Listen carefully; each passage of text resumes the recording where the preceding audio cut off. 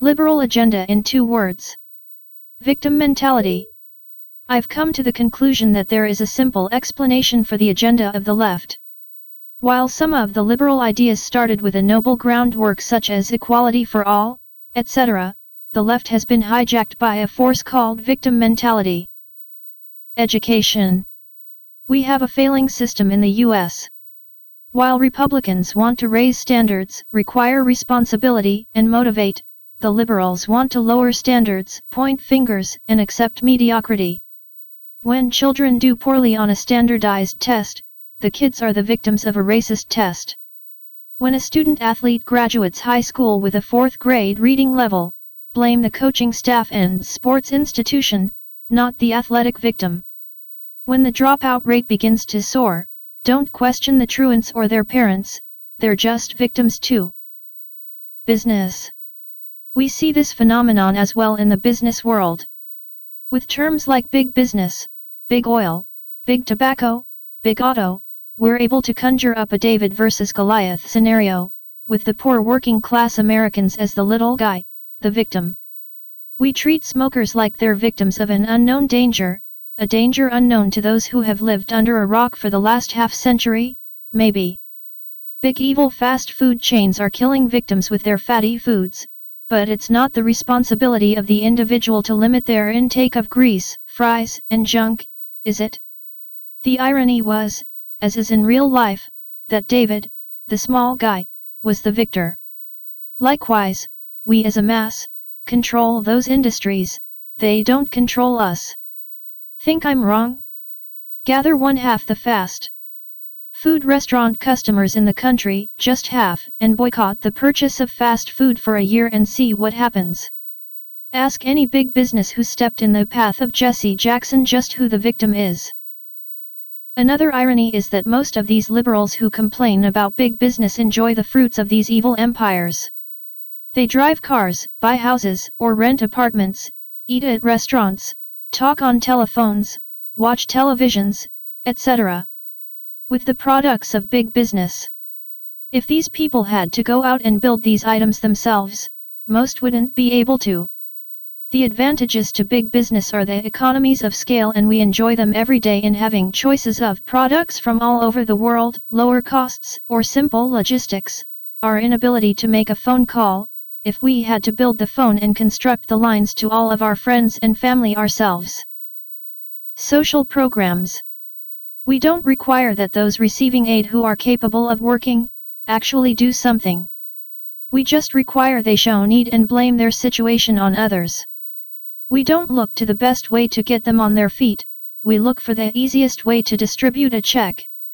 After all, the liberals contend, it's not the fault of most of these people, they are just victims, of society, of bad luck, of big business. Whatever. Sure, there are a few truly needy folks, but those are better left served by the local community, not one-size-fits-all national programs. Criminal justice system. One of the most prevalent areas of victim mentality is the criminal justice system. Long gone are the days where criminals are actually held responsible. Liberals now have created a system that blames society for a serial killer, blames playground bullies for a rapist, blames minimum wage for someone going postal, and blames the dead for putting themselves in the path of a killer.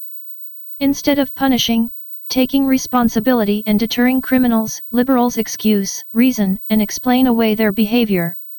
You just need to understand his mind or look at his childhood become the rallying cries. It's ridiculous. Take the old case of Rodney King. The guy was, and continues to be, a habitual criminal, on drugs, running from and trying to attack the cops. After a few minutes of forceful restraint, he's immediately cast into heroism, given a multi-million-dollar settlement, and is viewed as the victim, not the low-life criminal thug that he is. When the cops are acquitted of wrongdoing in the case, thousands take to the streets to riot, loot, from small businesses, many going under as a result, and destroy billions of dollars of city infrastructure. But who's accountable?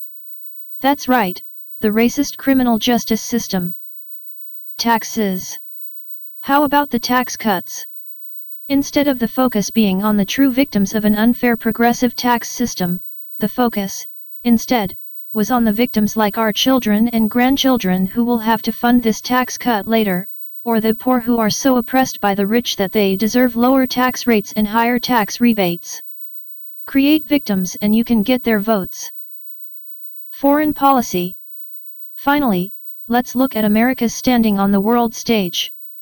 We have the liberals calling our war in Iraq illegal and unjust, making Saddam out to be the victim. We destroy the Taliban, an evil regime in Afghanistan, and you've just blown the country back to the Stone Ages. Untrue, but still, the Taliban were just victims of our empire building. We capture Al-Qaeda members and hold them for questioning, and the left screams abuse, cruel and unusual, and barbaric treatment. Just more victims. Our interests are bombed all over the world, and yet somehow, it's the bombers who were justified because they're victims of our foreign policy. Terrorists kill 3,000 of our own, tear down several skyscrapers, destroy 4 airplanes and slow our economy, but they are the victims because we don't do more for their cause. All in all, it's just simply become the liberals' political strategy. If you can create enough victims in the world, you can swoop in as defender of their cause and gain their votes.